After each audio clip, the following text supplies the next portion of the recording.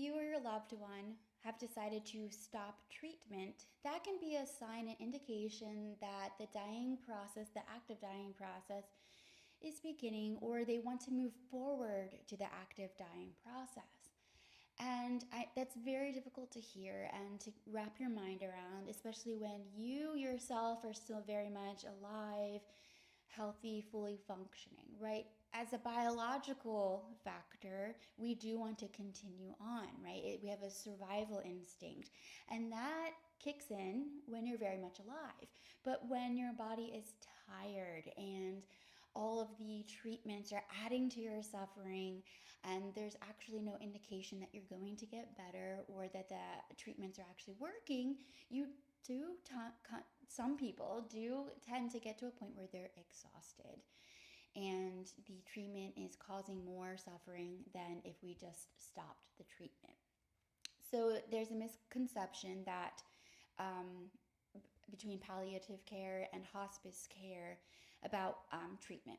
So if you're on hospice, you're no longer receiving treatment to fight the disease or to try to prevent the disease from continuing its process from spreading. At that point in hospice care, the thought is the doctors have to certify that you will die within 6 months without treatment, and that we've decided to forego all treatment. We're just managing pain and symptoms at that point. Palliative care is managing symptoms, but you may be still actively receiving treatment such as surgeries or chemotherapy to treat or try to prevent the spread of the disease, or to try to cure you of the disease, but we're also managing pain and symptoms at the same time. So if you're on hospice, you're no longer actually treating this disease. You're not trying to fight it. You're just managing the toll that this disease has on your body.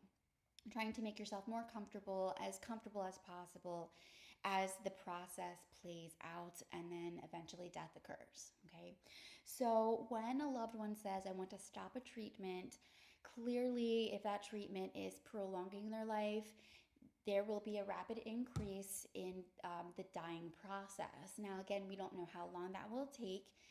It depends on the disease itself. But what they're saying is I'm tired, I'm exhausted, this is causing more harm than helping me. I would like to just go ahead and move forward because I don't really feel in my body that things are helping. They're not progressing me towards living. It's just kind of prolonging my suffering here. So that's what they're saying. And it can be really hard for you as a person who's still fully in the realm of the living to grasp this and understand it, because you do have your survival instincts. And for the people who are dying, they can feel an immense sense of guilt that their continued treatment, and it's terrible that we have this healthcare system that we do, because you literally are racking up debt, and they don't want to leave people with debt and things to clean up after their death. So someone that is going through treatment that doesn't actually feel that it's working is just adding to this, and it adds to their suffering on the emotional level of feeling guilty that people might have to clean up after them financially, or that people have to continue to care for them. And it takes an emotional and physical, mental, financial toll on your caregivers as well.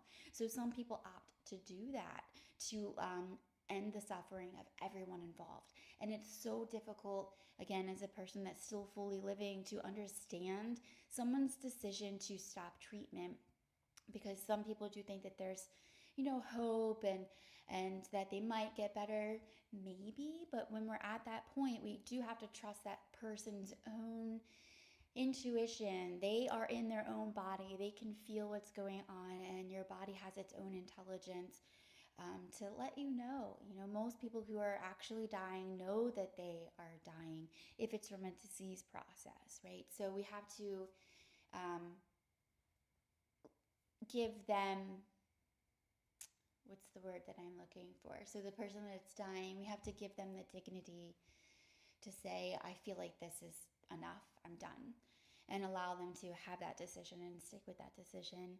And then it does take a lot of work on other people's part to be able to accept that decision. And that's where death doulas can help. Not only the person that is transitioning, but the family members, help them cope and understand and reflect on why they are having such a hard time with it. Whether it's because you have to deal with your own mortality when someone is dying that you love very much.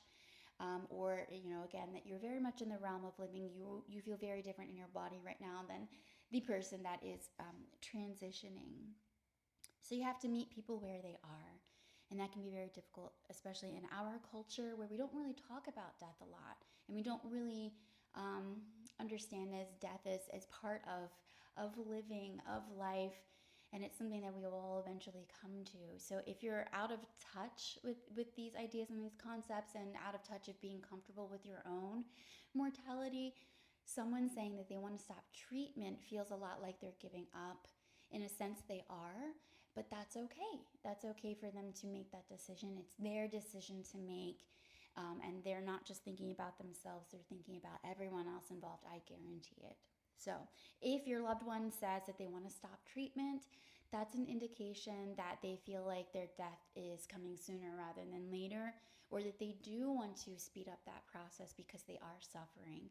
And the most kind and compassionate thing that we can do in supporting someone that's transitioning is to allow them to end that suffering and to support them in their decision to stop treatment.